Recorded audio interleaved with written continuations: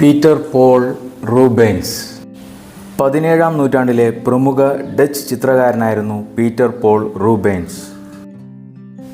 തീക്ഷ്ണമായ ബറോക്ക് ശൈലിയുടെ പ്രയോക്താവ് എന്ന നിലയിൽ ഇദ്ദേഹം ലോകശ്രദ്ധ നേടി. ജർമ്മനിയിലെ വെസ്റ്റ് ഫാലിയയിലുള്ള സിജാൻ നഗരത്തിൽ 1577 ജൂലൈ 28-നാണ് റൂബെൻസ് ജനിച്ചത്. 14-ാമത്തെ വയസ്സിൽ ചിത്രകലാ പരിശീലനം ആരംഭിച്ചു. 1598-ൽ സ്വതന്ത്ര കലാകാരനായി വിശുദ്ധ ലൂക്കോയുടെ ഗിൽഡ് എന്ന സംഘടനയിൽ ചേർന്നു.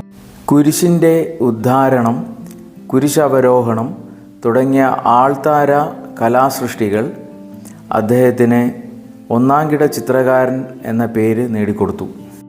1640 മെയ് 30-നാണ് അദ്ദേഹം മരണമടഞ്ഞത്.